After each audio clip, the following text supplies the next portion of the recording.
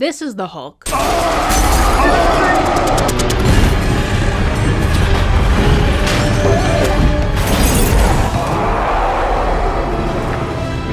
out here.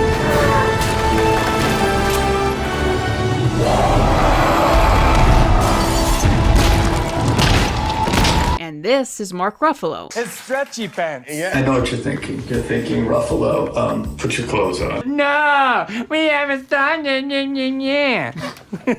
And this is what the Hulk has been acting like for years now. I'm kidding. I know, it's crazy. I'm wearing shirts now. Now, tell me, exactly which person is the Hulk, the fictional character, similar to? Hello everyone, Jester Bell here, aka Female Frodo Baggins, and today I want to express my feelings on what has happened to one of the most iconic comic book characters of all time, the Hulk, and how I feel one of the greatest portrayals of a comic book character ever in media has gradually devolved into one of the most disappointing and insufferable, one that has completely forgotten the original point of the character. And I want to just take you on a journey throughout this video to explain to you exactly how that happened, how the very famous character that was the Incredible Hulk, a character that was inspired by the story of Dr. Jekyll and Mr. Hyde, a story that inspired countless adaptations and a very famous theme song for its tragedy,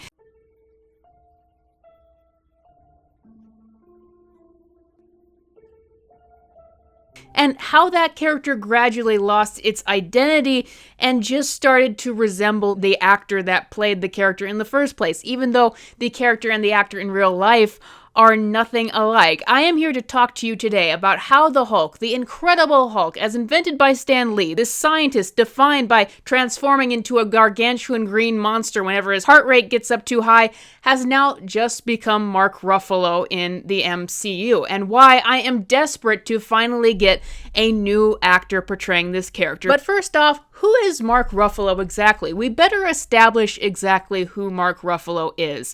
So first of all, professionally, Mark Ruffalo worked his way up from the bottom to become a famous actor in Hollywood. He started off working in theaters and even writing and directing his own plays before working his way up to Hollywood and becoming involved in movies there.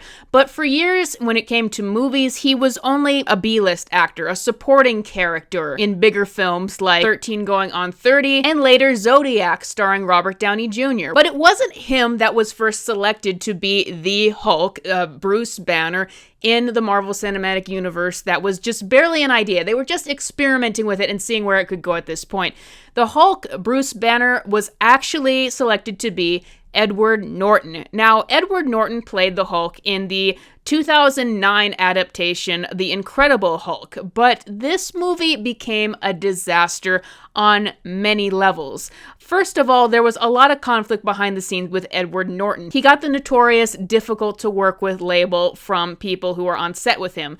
And what to make matters worse for Edward Norton, The Incredible Hulk was the weakest performer, both critically and financially, of any of the Phase 1 movies that they put out at the time. So as producers were struggling to work with Edward Norton and his movie did not perform, Edward Norton got the axe. There was just no reason to keep him at that point, and they wanted to find a different actor to play the Hulk, and that person would be Mark Ruffalo. Mark Ruffalo, who had recently been a supporting character in a Robert Downey Jr. movie, which made me wonder if that is part of the networking that got him the role of the Hulk in the first place. But it was very much a spontaneous decision, to the point where they drove him and flew him out to Comic-Con to announce his casting basically hours after they had made the decision. It was very, very much a last-minute thing to bring Mark Ruffalo on board. Now, there is a couple things you have to understand about Mark Ruffalo playing the Hulk in these movies. The first thing you have to understand is that there has been a rights issue going on with the Hulk ever since Mark Ruffalo came on board. And that rights issue seemed to change once Disney came into complete ownership of the Avengers characters. So basically what the deal is Universal owns some of the rights to the Hulk, and Disney is basically borrowing the character. And basically basically what the rights agreement is that they can use the Hulk in their films, but they can't make a Hulk solo movie anymore because of the situation of what Universal owns and what Disney owns when it comes to the rights of the character. So basically what this means is that the Hulk after The Incredible Hulk 2009 would never see a solo movie again as long as Disney wanted to keep using him. They could only ever use him in other people's movies. So that would mean that Bruce Banner, aka the Hulk, would get less appearances than many of the other Avengers. In fact, Mark Ruffalo's Hulk only had 5 major appearances in the MCU. So what that means is we actually wouldn't get to see a lot of him. So there isn't a ton of material to go on in terms of his evolution over the years. The other thing we have to know is, what is Mark Ruffalo's personality in real life? Well, Mark Ruffalo in real life is known to be an incredibly soft person. He's very, very much involved in political activism, but he's very much known to be a very soft-hearted person. That's what we see in interviews. He's had his fellow colleagues kind of poke fun at him for it. He is incredibly, incredibly soft. That is how I would describe Mark Ruffalo's personality. He's very much a shrinking violet in real life. He's soft-spoken, he is incredibly soft-hearted. That leads him into a lot of political activism and to be vocal about that, but that is essentially who I would describe Mark Ruffalo as. But here's the thing, when he played the Hulk in the Avengers 2012, none of that really showed. When Mark Ruffalo played the Hulk in Avengers 2012, it was one of the best comic book movie performances that I have ever seen. The best portrayal. I thought that Mark Ruffalo as the Hulk in Avengers 2012 was the standout. Mark Ruffalo's approach to the character. He portrayed Bruce Banner as very seasoned and cynical, as he should be, but you could get that underlying care, that underlying nervousness that he just does not want anyone else to be hurt by the Hulk. So it was very much a very nuanced portrayal of the character with a lot of depth and dimension in every single scene. I loved the initial scene with him and Natasha that just showed so much about him. Here he is in India trying to help people, and then he goes to meet Natasha, and he's very, very sarcastic, and he even plays with her and turns her own game on his head. He is not succumbing to any of her manipulative tactics, which is important to note, which shows how smart he is. So at that first instance, and we get everything we need to know about Bruce Banner as a person. He is caring. We see him in a caring position, as that's what he's trying to do and protect people from the Hulk. He's got a sense of humor to him. It all comes from a very cynical place. Really? They want me in a submerged, pressurized metal container? No, this is much worse. As this man who has to live in controlling this rage monster for the rest of his life. So we see all of his strengths and his flaws on display, and we get a sense of that character right away. And he was just so entertaining in that film as this just cynical man who is just, knows that he has to control a rage monster constantly, seems to be more realistic about it than anyone else. And, how he reacts better to Tony Stark than anyone else, because Tony is the only one who is loose around him and isn't scared and isn't treating him like a ticking time bomb. And now Banner finally reacts positively to that, because that makes him feel at ease to have Tony be the only one who is at ease and not taking the Hulk as this huge threat around him. It's all fascinating stuff. And then when the Hulk finally comes out, and it was just so well done, how much they build it up throughout the movie, where everyone is afraid of this creature getting out. Just how it would build up where everyone is afraid of this creature. The Hulk cannot get out. The Hulk cannot get out. And when he finally does, it does not disappoint. And he is total out of control rage monster, and it is wonderful. And of course, the build up of Mark Ruffalo and Bruce Banner revealing that he is always angry, and that is how he's in control, and taking control of the Hulk at the end and being able to use him as a hero. It was all just perfect. You compare all of the other portrayals of Bruce Banner up to that point with Mark Ruffalo, and there is no comparison. The writing of Joss Whedon combined with the performance of Mark Ruffalo was just absolutely perfect in that movie, and I have absolutely no complaints. I remember the scene when Hulk smashes Loki, very iconic scene. Everyone just laughed at that scene. They loved it. The Hulk was the fan favorite of the Avengers. However, I can't say the same for the next movies. Now, once again, let's talk about this, because like I said, the Hulk only had 4 more major appearances after this, because in large part of the rights issues going on with Universal. So we didn't get to see him apart from one silly cameo in Iron Man 3. We didn't get to see him in a large capacity until Age of Ultron. And this is where the problem started. Isn't it unfortunate that we couldn't even get a full second movie before the problem started? Now, I'm not saying that everything about Mark Ruffalo's performance here was bad. He still had a lot of that cynical, devil-may-care, seasoned scientist in him. However, his character started to be derailed because of this one event. They chose to make the entire movie about a shoehorned romance between him and Black Widow. The problem is, those characters do not work together. It was very clear in the first Avengers that the Hulk was much more of a seasoned man than her. He did not fall for her manipulations at all. That was big telling that she just had no appeal to him. He came to the helicarrier on his own way. He saw, as he said in deleted scenes, Black Widow as a kid to him. You're gonna love it, Doc. We got all the toys. Really? You have a Commodore 64? I'm not sure. Oh, you're very young. It was not anything indicative of a romantic relationship. That was not their relationship at all.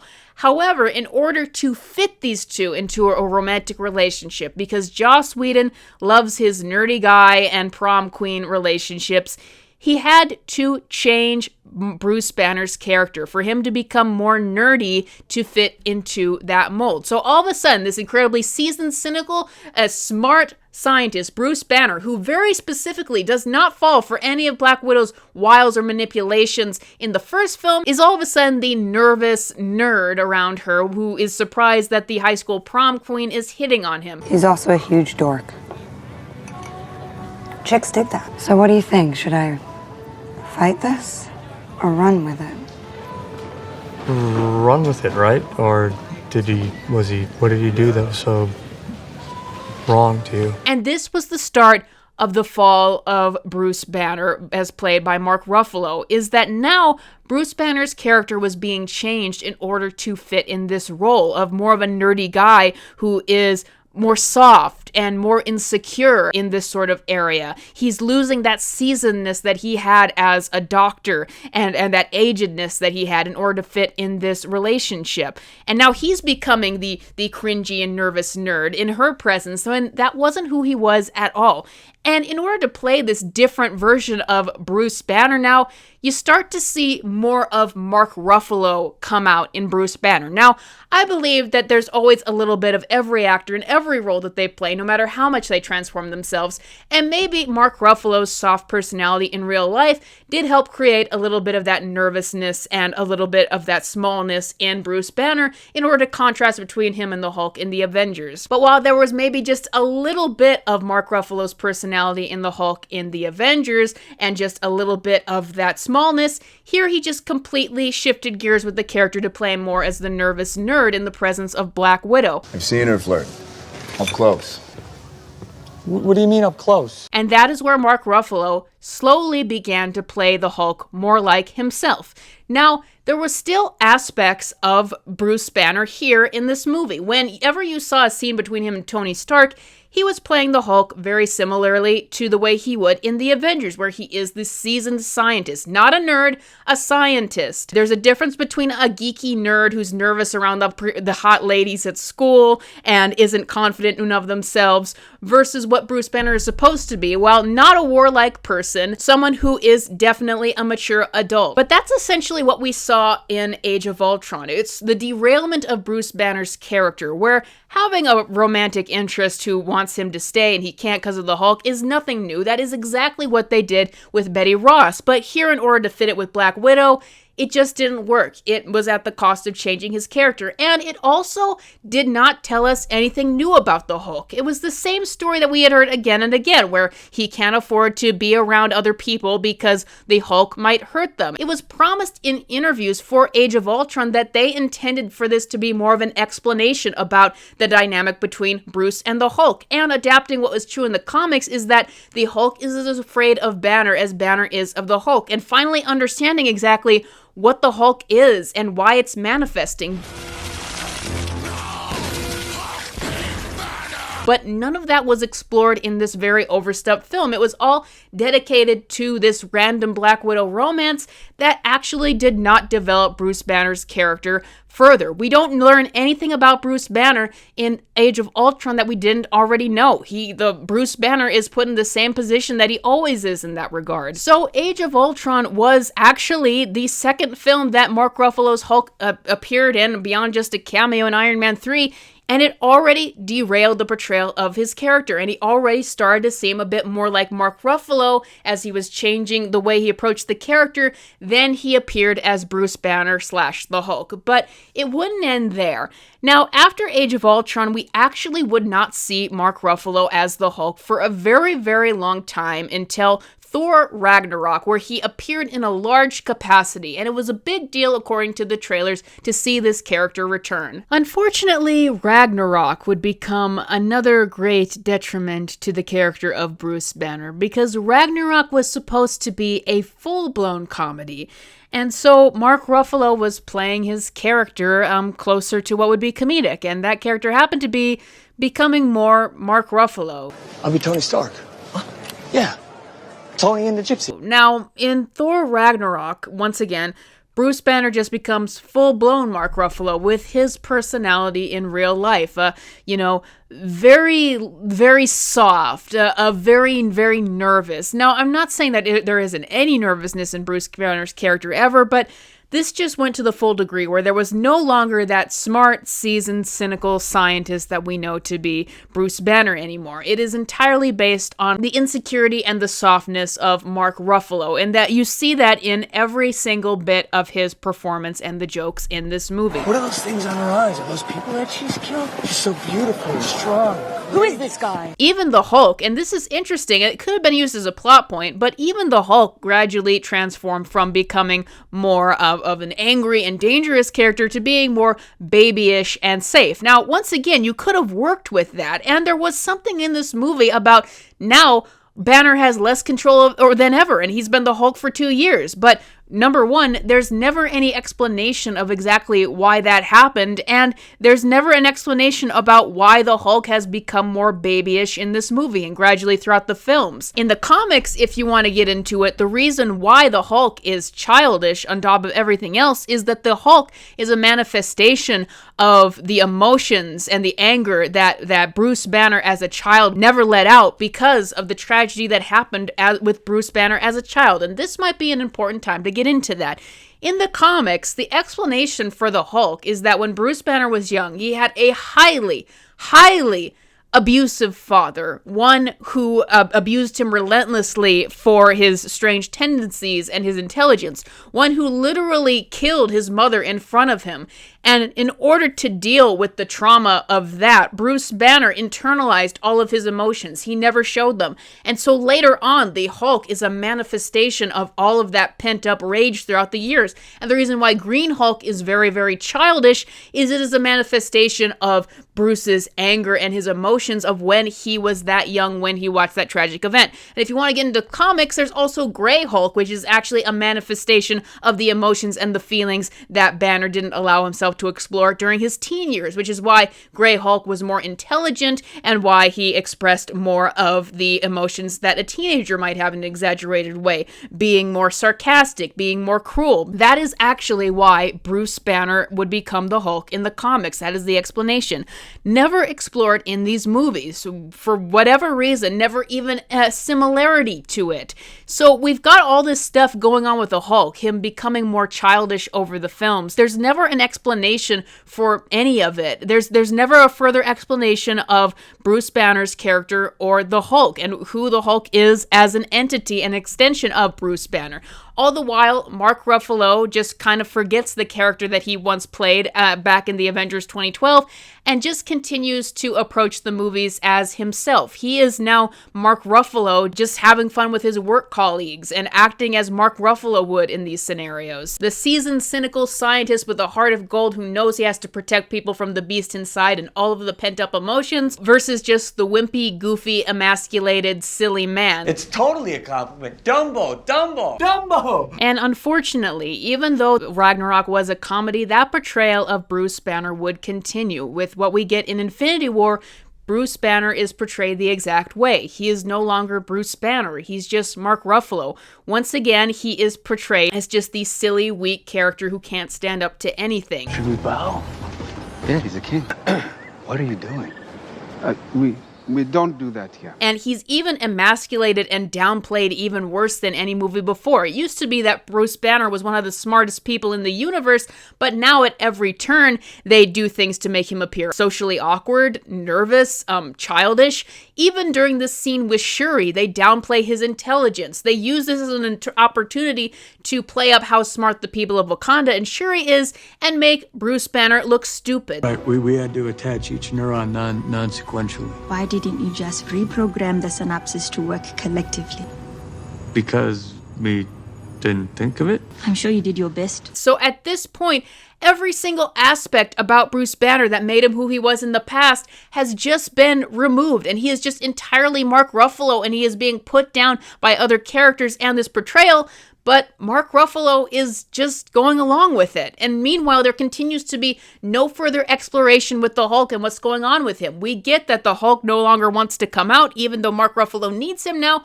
No further explanation with that. And last but not least with the movies, we have Avengers Endgame, where this is supposed to be the big resolution to the Hulk's character after honestly not really developing or exploring anything deeper or further since the Avengers 2012. And what would they do in Avengers Endgame? Well, the resolution with the Hulk, even though they said they planned for it to be on screen, wound up being cut. They cut the resolution for Hulk's character, and they just have Mark Ruffalo announce that Banner and Hulk came to an understanding and that now the two are molded together. We don't explore how they were able to do that. We don't explore Banner realizing what the Hulk is or any of that. They've just now allowed this to happen off screen so that Mark Ruffalo is just permanently the Hulk now. But who is Professor Hulk? Now, they base this off of a single comic where Banner fused the personalities, a single comic. But in the movies, what this does is it just gives Mark Ruffalo a chance to play Mark Ruffalo 24/7. Now, even in Ragnarok and a little bit in Infinity War, Mark Ruffalo did transform into the Hulk a few times, and even if he was being portrayed as more babyish than threatening, then at least he was a very strong force. But now, Mark Ruffalo is just Mark Ruffalo with the green CGI constantly, where all of the wimpiness and the nervousness and the silliness and of that character and the emasculation of that character is on full display 24/7. And now, Banner and the Hulk have just completely disappeared altogether. And there's a lot that I have problem with this movie in terms of how they want to resolve that character. First of all, forgetting the lack of development and the lack of even seeing it on screen, Infinity War did have a great opening of where the Hulk, a character that has been built up as the strongest there is defeated by Thanos. And it really raised the stakes in the beginning. But there is never a comeback for that. You know, that is the setup. The Hulk was finally defeated, and it would have been a great setup for this movie where you see the Hulk have a number 2 showdown, a rematch with Thanos, and maybe does a lot better. But we never get to see that. In fact, we barely see the Hulk in the final resolution, final battle at all. Just a little thing in the background. So it's like all of his strength has been taken away from him now. The Hulk, that is to say, Mark Ruffalo, does get a big moment where he has to snap his fingers for the Infinity Stones in this movies. But I was left wondering, what does this exactly mean at this moment? Now, someone brought up to me, or brought it up online, it would have been so much more meaningful at this moment if Hulk, the Hulk, this rage monster, was the one to snap his fingers and finally, after all this rage, finally have his purpose in this moment of saving the world. And Banner finally having understanding of the Hulk enough to be able to do this and understanding who he is. But as it stands, there's just this transition that happened off screen of the Hulk permanently becoming Mark Ruffalo, essentially, and no explanation for what that even means or who the Hulk even was. So as it stands, it's just meaningless to me. I don't feel like I've gotten a full arc with this character. Most of it was never explored in the first place, and it was just massively disappointing. Now that we've covered all the movies, there is one more portrayal of the Hulk. One more major portrayal that we have to cover. The guest episode and cameo appearance that he made in the show. She-Hulk. If there was any doubt that there could ever be a comeback for the Hulk and transforming into entirely Mark Ruffalo. Now, here was the portrayal in She-Hulk. Mark Ruffalo is now introduced as just being, I guess, well-adjusted to society and hanging out with his cousin, Jennifer Walters, before they get hit by a spaceship or something and are injured, and his blood spills on Jennifer Walters, and she transforms into the She-Hulk. Now, this was taking away from a great story from the comics, where Bruce Banner saved Jennifer Walters after she was attacked by some people that she was prosecuting as a lawyer and had to give her an emergency blood transfusion. And that is how she got some of the Hulk's blood within her and became into her own version of the Hulk. It was a great moment for Bruce Banner. But they had to take it away, and I'm just going to let you guess in your own mind the reasons why. But anyway, throughout this episode, the Hulk is portrayed as the one who is training She-Hulk, or aka Jennifer Walters, but each time he's really, really undermined. Like, he's still portrayed as this silly, childish man, and he's the one with the experience as the Hulk and teaching her how to gain control, but each time she undermines him and makes it seem like his advice is just worthless, which is hilarious considering how dangerous the Hulk can really be and what might be at stake here. But at this point, the Hulk as a concept has just been destroyed and emasculated to the point where it doesn't seem like the Hulk is even taken seriously as a threat anymore. He's just entirely a joke, and that's what it feels like with She-Hulk as well. So Bruce Banner becomes meaningless as the person who saved Jennifer Walters in the comics, and he is meaningless here as a teacher even. But the worst moment obviously comes from the She-Hulk speech, where she undermines him and tells him that she is better at controlling her anger than him because she does it infinitely more. Which is why we have to make sure of your ability to tolerate distress and regulate your emotions, especially your anger. Well, here's the thing, Bruce. I'm great at controlling my anger. I do it all the time. When I'm catcalled in the street, when incompetent men explain my own area of expertise to me, I do it pretty much every day. Because if I don't, I will get called emotional or difficult. The cell was just in case you needed to kill me, but you can't. I know, I tried. Or might just literally get murdered. So I'm an expert at controlling my anger because I do it infinitely more than you. So all of this just feels like projecting. Love you, Bruce, but I'm going home. The people who made this show obviously did not read comics or even watch one of the movies to even know what the Hulk is. This is literally a rage monster, a man who has to live his entire life not letting his heart rate get up too high or he will blow up in a green rage monster that can break apart the universe. And now you're having somebody who's comparing their everyday work frustrations to her having more to deal with when it comes to anger than him. But it gets even worse because if you really want to take in the comic book context that hasn't even been explored in the movies, then this is Jennifer Walters, the MCU version, who is a good character in the comics, and they ruined her here. This is her talking down to an abuse victim, a victim of very, very violent abuse, and telling him that she has more to deal with when it comes to anger and is better at controlling it than him. Wow. Wow.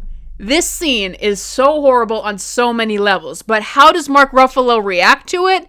He just kind of nods. Yeah. Because I'm guessing that's what Mark Ruffalo would do, because the Hulk and Bruce Banner have entirely transformed into Mark Ruffalo now, and how he would react to things.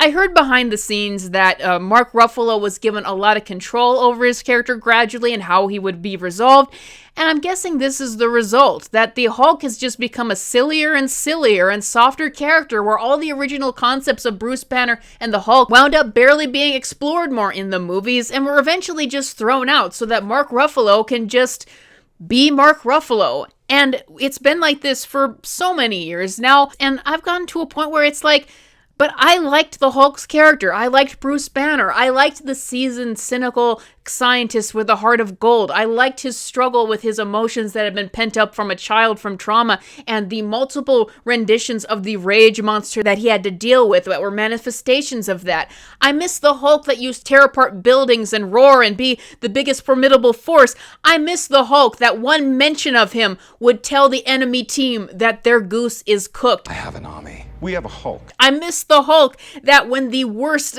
person in the universe who was claiming to be a god would come forward and try to talk him down after he'd been killing people and talking down to so many people throughout the movie, he could just pick him up like a rag doll and throw him down and the audience would cheer. I miss that Hulk versus the Bruce Banner who is really just Mark Ruffalo, who just cowers and nods when someone talks down to him and tells them that they actually handle their anger and have more to deal with anger than he does. I miss the Bruce Banner and Hulk that was actually a complicated and dimensional conflict to explore with a lot of depth that each new writer could come up with new things and new observations about it versus the joke that he has become now. Now, Mark Ruffalo is set to potentially appear in Spider-Man Brand New Day, and the rumor is that he is going to be Savage Hulk again. And look, if he's going to be the Rage Monster Hulk again and they do any kind of exploration of who that character is, I'm all for it. But ultimately, I've just seen so much of Mark Ruffalo the Hulk rather than Bruce Banner the Hulk.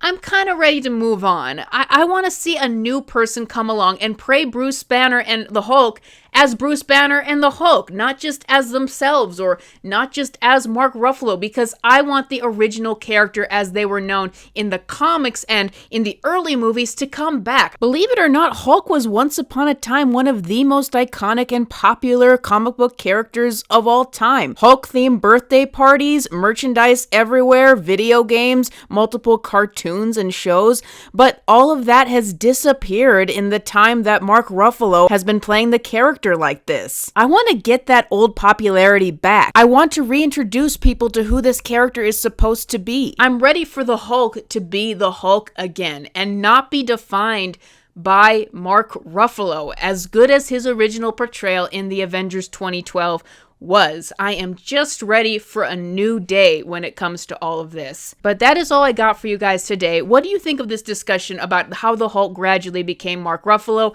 And when and where do you think that we will ever see a new portrayal that does this character the way they're supposed to be again? Let me know in the comments below. Thank you, members and patrons, as always, for supporting my channel. If you want to become a member or a patron, please consider the link below. And I will see you guys next time.